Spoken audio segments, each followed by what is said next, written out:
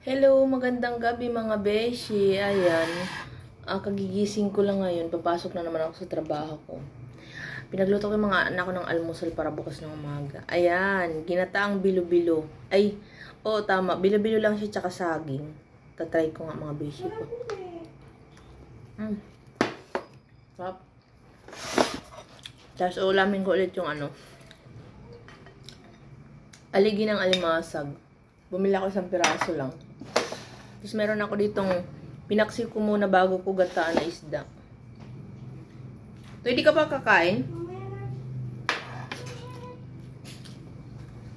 Sarap. Tapos, ang lamig na yun. Parang umuulan. Nagkape ako guys. Yan, black coffee. Magba-black coffee tayo para hindi tayo tumaba. Payat lang. So, tikman ko nga ulit.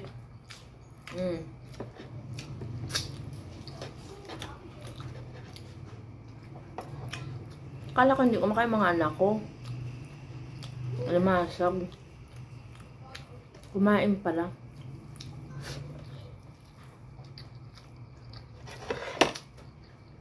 Masarap pala yung isda. Maliliit. Nasa probinsya namin, ganito yung ginagawang luto. Pinapaksi muna bago gatan, ang sarap. Diba? Ang sarap. Napadami ako ng kain.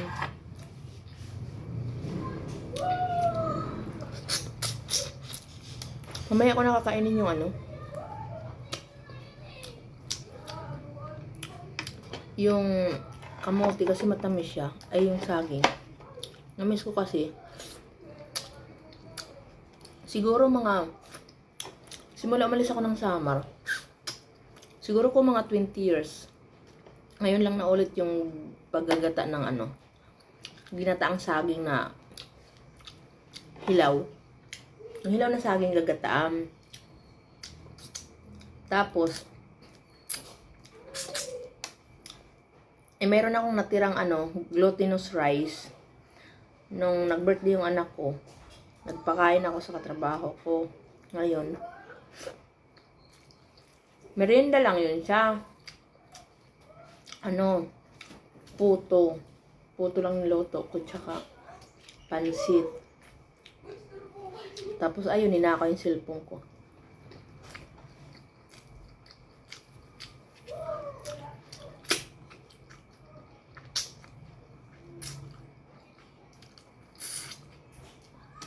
Grabe guys, ang sarap. Subukan nyo yung isda, ipaksiw.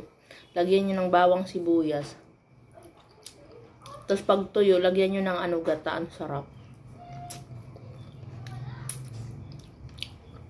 Yung isda na malaman yung ginataan ko. Kahit anong isda naman masarap, gataan. Lalo na kung tilapia. Gatang tilapia tapos may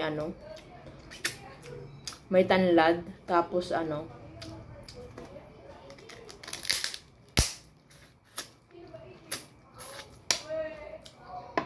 ayaw matanggal eh. Lalaki ng aligi niya Bumili ako kasi mura lang kilo niya. 350.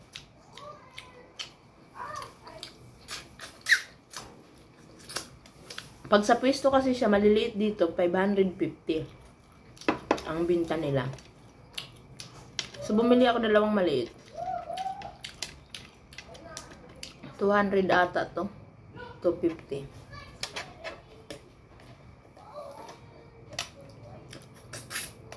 Kaya yun, wala akong naiipon sa sahod ko mga beshi.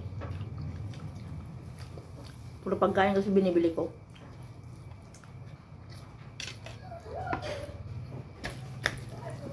Tapos,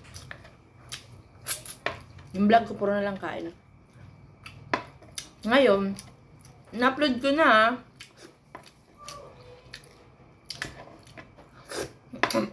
Na-upload ko na yung Ligo Challenge.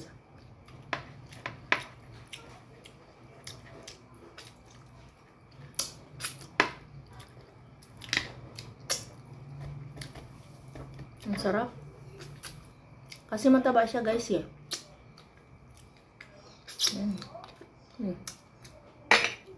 Kain lahat. Ang laki ng aligi niya. Kuha lang ako gulay, tsaka lang. Na-overcook ng aking gulay. Ayan o. Kasi ano, pinakuluan ko kasi siya. Pero masarap.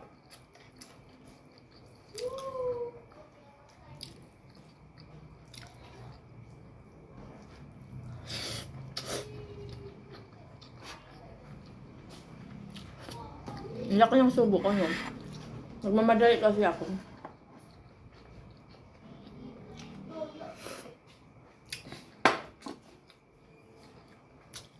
Magsa 7 PM na kasi ng gabi. Ngayon. Eh, kailangan maligo na ako. Kasi pag inabot ako ng alas 8 dito sa bahay, wala na ako masakyan sa Ayala. Abot ako ng 10:30 to 11.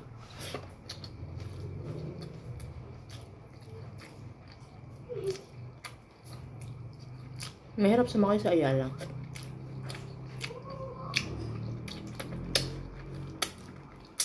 Nak, baba ka dito, nak. Sarah.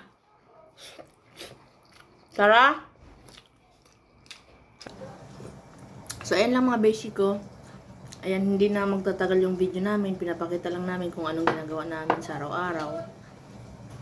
Sa totoo lang, dapat talaga nag-upload ako araw-araw. Kaso, tinatamad lang ako. Tsaka gusto kong bumawi ngayon dahil nawala yung cellphone ko. Gusto ko nagbablog dito sa bahay. Ang sarap ng malilit na isda. Kumain yung anak ko. Ayun siya guys.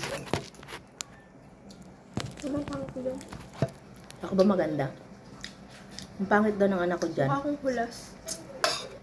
Sa amin yung hulas, yung pawisin. Hulas? Ano? So, ipiprito ko yung natirang isda. Ang sarap nito, oh. Sa mga taga-summer dyan, ito, parangan. Parangan sa baras. May ito na mo, igsura didi. So, ayun guys. Bye! Thank you for watching. Salamat po sa mga bagong nag-subscribe sa amin. Ayan, God bless. I love you all. Bye-bye. Ay, naka-upload na pala yung aming ligo challenge doon sa ano, Runner in Peace. Bye!